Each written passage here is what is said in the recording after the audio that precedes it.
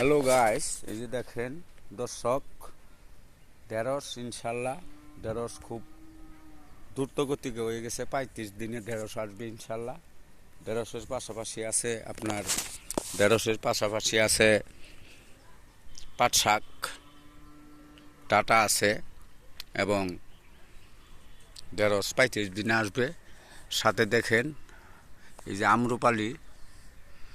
আম্রপালি আম খুব সুন্দর ইনশাল্লাহ এবার ফলন হয়েছে। বীজ দিয়েছি, এটারে বীজ দিতে হয় ভিটামিন, ফুল আসার আগে দিতে হয় ভিটামিন, তারপর গাছের গোড়ায় পানি, তারপর দিতে হয় পোকার বিষ দিয়ে এই ফুলগুলি আসানো হয়েছে। এই দেখেন যত্ন ছাড়া হয় না, এক একটা ফুল কীরকম পরিস্থিতি হয়েছে ইনশাল্লাহ। একটা একটা জায়গায় অনেক আম আসবে যদি আল্লাহ রহমত করে।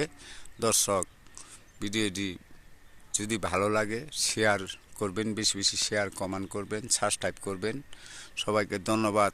আসসালামু আলাইকুম প্রিয় দর্শক।